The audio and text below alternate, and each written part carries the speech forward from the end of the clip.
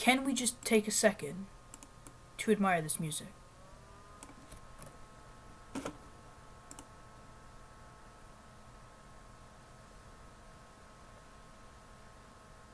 Just to admire it.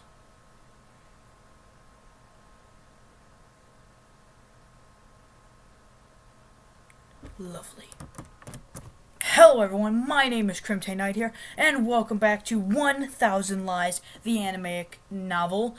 I fell in love with this game from the first scene. I loved it so much, so we're just going to hop right back into it.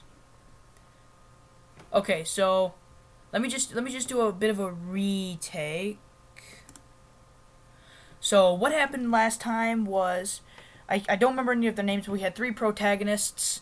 They were all playing a play in school, so they're like the class clowns, and now we're here. It is now recess at Jane Institute. Aussie and I go for a walk outside of the school grounds, wandering, with no particular destination in mind, through the street that serves as the heart of our small town. It has become our routine. It's not even that big in the first place, but we live in the modest European town whose inhabitants thrive off a rich history and modern-day political lies. I've lived here my entire life, and the only positive quality I can think of is the fresh, unpolluted air. In other words, it's really boring here. Although, it's still better to die of boredom than try to deal with those little brats back at the school. Yeah, this was one of the protagonists. Damn, I never expected for it to end so badly. I didn't think it was a big deal. Even though we're pranking everyone more of 10 than before, we haven't done anything too terrible. I guess that's just the risk we took when doing it to a new teacher. Some people take life too seriously. The comedian standing next to me is Aussie Aldwine. He's a perverted, narcissistic guy who can't decide whether he loves women or his own reflection more. Oh, no, God. He calls himself a lady killer, and I can confirm that that's true, in a literal sense, from shock and terror, usually. Well, to be honest, I know he has a reputation as a womanizer around the school, and from what I've seen, I'm skeptical. He has stuck to me like a parasite ever since I transferred to the school a few years ago. Since then, just like with our little play, we've wasted our time pulling pranks and being dumbasses together. I'm just faking it, but he really has a natural talent for it. Because of our infamous endeavors, no one can take us seriously. That's why we're known as class clowns above all else. In all the years we've been studying here, we've never gotten into any major trouble, just sometimes getting lectured or complained at. The fact that Aussie, although it may seem impossible, has the highest grade in his class probably has something to do with it. And well, I'm just a pretty face, I guess. I'm a lucky guy who knows how to escape before the smoke sets off the alarm. But it seems we've scarred the new teacher a little too much, especially by pretending she might have an immoral relationship with a student. Immoral relationship. But what else should we have expected from an age that places precedence on political correctness? Real issues are shrugged off while everyone else is living off of in their own bubbles, dreading that someone may try to pop it. Especially right now, they're discussing why they should chop our heads off and which weapon to use, axe or guillotine. Oops. I don't regret it, though. It really wasn't that bad. They're just too sensitive. Hey, are you listening to me? Are you doodling again? Every time I get distracted, you always have your nose in that notebook. It's impressive how long it takes for Aussie to notice his surroundings. Since we left, I've been writing in a small pocket-sized notebook that I always keep with me. And no, I wasn't listening to him. I don't consider it healthy to pay attention to him anyways. I've asked you a couple of times already, are you going to show me what you're writing eventually or not? We've been friends for, 6 years. Still, you've never let me see it. I puff and close the notebook with my thumb and index finger. It's a question that I should expect by now, seeing as his fixation of mine usually catches everyone's attention at some point. No, it's not weird to write entries in a diary, or to jot down ideas, either of which was what I was doing. It's only because I do it so often that it's even noteworthy. What am I writing? No, Aussie, your question is incorrect, seeing as I'm not the one who's writing anything. In my hand, it moves by itself. Every time I have the premonition of a catastrophe, my fingers themselves scribe a future into this notebook. I've been keeping it a secret because this power I put in the wrong hands could be used for evil. Oh, God. Catastrophe. Wait a second. Are you shitting me? Catastrophe how? Am I in danger? My friend's verbosity suddenly accelerates within a second. Meanwhile, I open the notebook and read what I had just written, then turn my gaze away and bite my lip. Hey, hey, hey, I don't like that face. What did you just read? I hope it's not something harmful to me. Oh, God. Jesus Christ. That was so loud. At the very moment I shiver, it was as if lightning had struck me with no control over my body. I write a short sentence on a new page and then rip it out as premonition finishes. Okay, now you're really freaking me out. What did you write? I can't tell you. Hand it over. Aussie snatches the crumpled sheet of paper away from me. Finally, we're trying to keep a composure that he clearly lacks. He reads its contents. The time is quickly approaching. Something worse than death will hunt you down. Ah! I only touched your shoulder. Why'd you jump? Shut up, phone. Shut up. How are my favorite guys? I've got good news. Them two and the character I'm supposedly playing as were the three protagonists. So we have Aussie, Syrian. Well, I wrote about something worse than death, and then Ziva came along. I think it hit the mark. What are you talking about, and why did you get the feeling that it isn't good? Let's not get into details. CR was writing in his notebook again, and I wanted to know what it was, since he never tells us. Zia moves her gaze from Aussie to me, blinding me with a sparkling shimmering in her eyes so bright that it resembles a lighthouse. I have a feeling the character I'm playing as likes Ziva. So Edian was compulsively writing in his notebook again. Can I see what you wrote too, Can I? She tries to steal my pocket-sized notebook by jumping on me, but since I'm used to her trying this kind of thing, I managed to evade her in time and hide it away in my back pocket. Hands off, Sigmund Fraud, whatever. Gee, so unfair. If you won't show it to me, then your treatment will never progress, Idian. Don't be deceived by her charming appeal. Ziva Shani is one of the most dangerous species in the entire world, according to 9 out of 10 experts. While most of my fellow fauna will tell you the opposite, since they're all madly in love with her, to me, Ziva is nothing more than a headache. I mean, just take a look at... Dang it, I keep doing that. I mean, just take a look at her. It's like she's straight out of an RPG with those clothes. Role-playing game? Or a literal RPG. But since she's attractive, everyone just turns a blind eye. I'm going to assume it's a role-playing game. If I had to describe her, I'd say she's a wannabe psychologist with a touch of insidiousness and deceit. Indigenousness and deceit, who was also determined to ruin my life since the very first moment we met earlier this year. I feel like I'm butchering these words. Her dream is to go to college and focus on the studies of human mind, and what better practice than experimenting with mine first. Somehow she found out about my habit of scribbling in my notebook, which she decided as interesting and hasn't stopped bugging me since. She decided I'd be her test subject. Not a week goes by where she doesn't try to psychoanalyze me or fish my paper scraps out of the trash and read them. Even worse, sometimes she tries to steal my notebook so she can discover its secrets. At least now she calls me by my surname. Before that, I was just patient to her. The only thing that needs to be treated is your head, Ziva. Well, what were you going to say before you attacked me? Oh yeah, I almost forgot.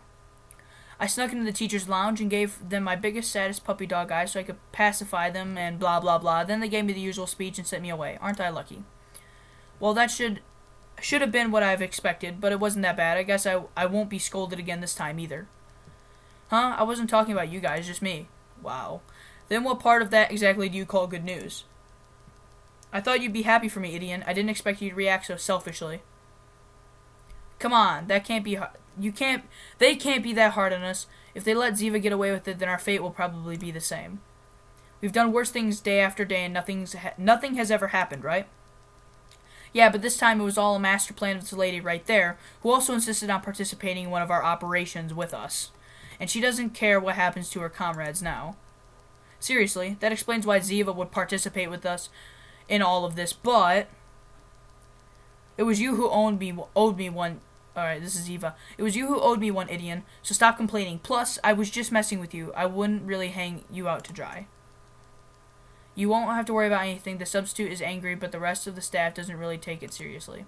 The only thing you've got to do now is apologize to her and shed some crocodile tears to show her how very sorry you are, and you're finished. See how easy it is? I can't believe you don't trust me, Idian. You have such little faith in me.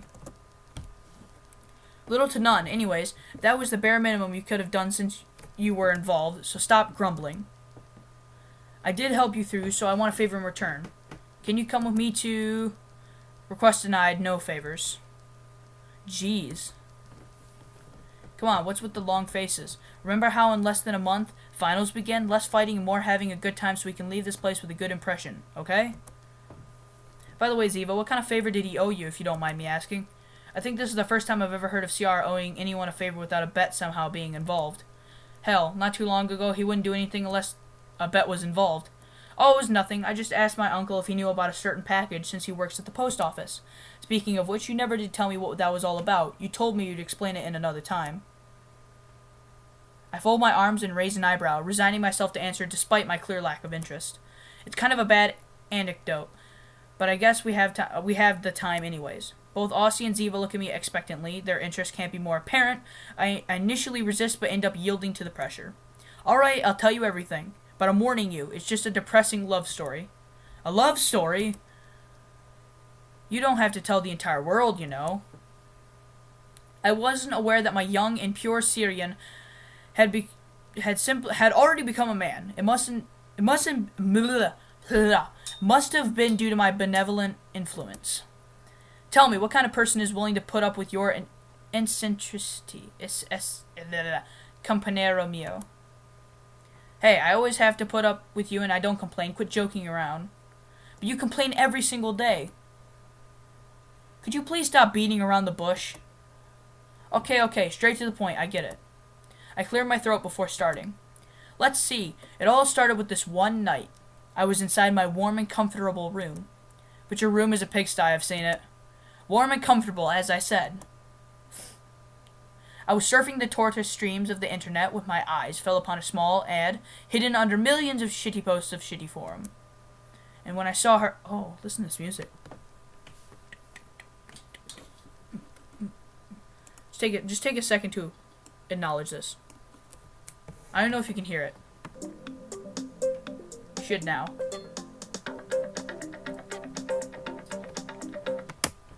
Such good music.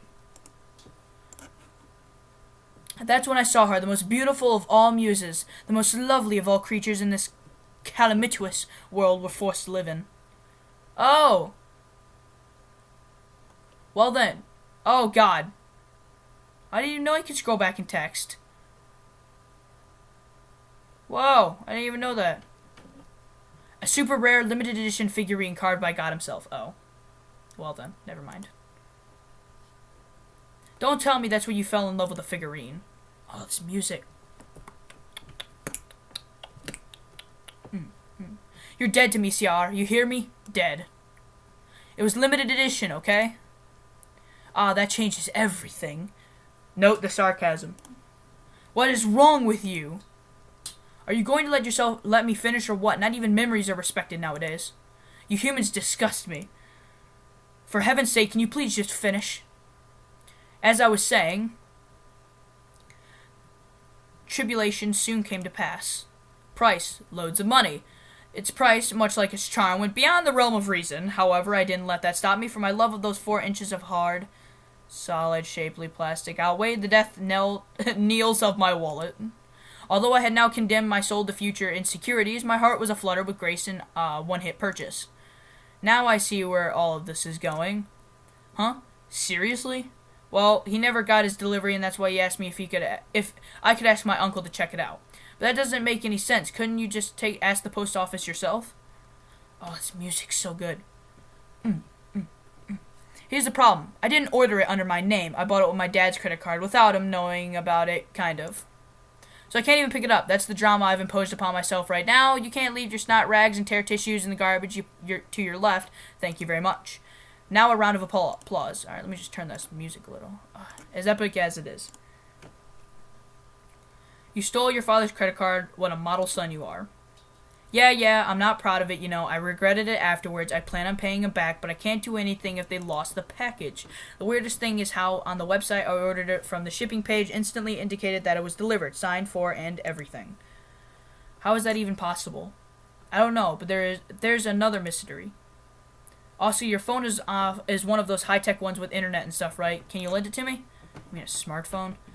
Sure, give me a minute. Don't tell me you don't have internet on your phone in this day and age, idiot. My phone was more useful as a hammer than for communication. Cating, look at the biceps I got from carrying that thing around. The truth is that it broke not too long ago and now I gotta buy a new one, but I'm lazy and in no hurry. I'll get a new one when the sale comes around. What an old timer. How is that even possible for someone to live without a smartphone nowadays? You can come back to the future any time now, McFly. Hey, that's a good movie reference. Don't try to reason with him, Ziva. He's a lost cause. Here you go, CR. Do you know how to use it? Aussie then shows me an app to check my email just like that I asked him to. I entered my email address and password with ease on the touchpad and opened the very first email in my inbox without presenting the screen to my classmates. Is that a threat? The email says the following. From Harry H. blah blah blah. To Cien Etienne blah blah blah. Subject, not for everybody. Can a figurine really come to life and disappear? If you want to know the truth, go find it. This Monday after class, come to the playground in the desert neighborhood. Good luck making your first decision.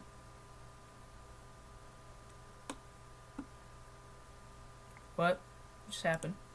After both of them read it, I hand the phone back. Oh, whoa! I hand the phone back to his shoulder while he's still in shock. Dang it! I keep doing that. What's that supposed to mean? That's what I'd like to know. It's almost like someone's challenging me to a duel. This is insane. You ordered a figurine. You didn't kill anybody. You didn't kill anybody, right? A lot of people every single day haven't been a professional hitman for the last 13 years for nothing. Note the sarcasm. ... Don't look at me like that. Of course I haven't. Yet. So what's this Harry H. Who is this Harry H. if I may ask? Don't ask me. I don't know any Harrys, not to mention that he used one of those free emails that everyone can create, so that's really no way for me to know. What are you gonna do? I can't see the police investigating kidnapping of a plastic figurine. It must be some kind of joke. Some internet friends must have known about it and decided to pull a prank on me. You're not going to ignore it. You're just going to wait. You're just going to ignore it? Of course I'm not, stupid. Aren't you curious? I'd like to take a peek, but I wouldn't want to go alone either, just in case. I can't live without knowing. I'm just upset that someone would pull a prank like this after my loss. Doesn't everyone respect true love these days? Oh my god. What's the problem with you, idiot? Everyone outside of your own comfort zone bothers you. Preparing a surprise party for you must be hell. It's just a joke, then you should laugh about it. Maybe even go there. It could be fun. What could go wrong, eh? I have nothing against surprises, but then nothing goes my way, then of course it's gonna upset me. Anyways, how did you manage to turn this into an impromptu therapy session? Just so you know, I hate you. Me? Therapy? Me? Therapy? What makes you think that? In fact, we can change subjects and talk about something more interesting, for instance. Did you notice that during the anecdote you shared with us, you displayed symptoms of kleptomania, compulsive buying disorder, and paraphilia? And you don't have a smartphone. Had to bring up the smartphone. That's the worst part, by far. Just ignore what did he say? What did he say it was? Loads of money. I mean, just gonna go and reference back to,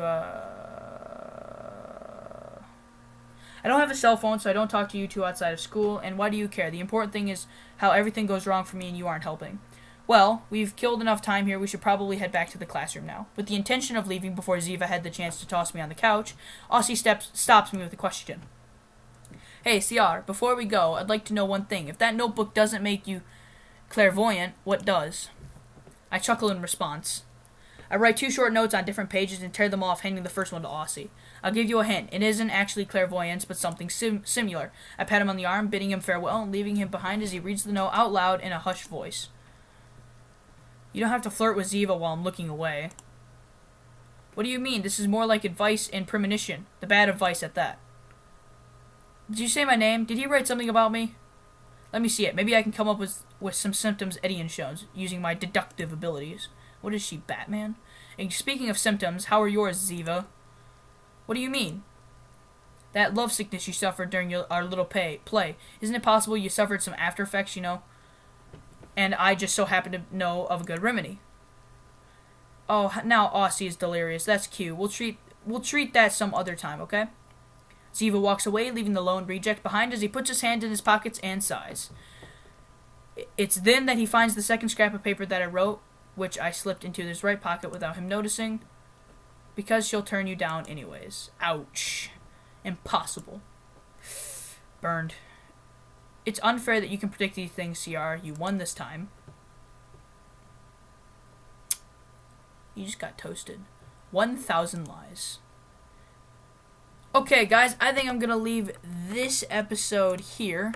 Just going to save it real quick. Thank you guys so much for watching 1,000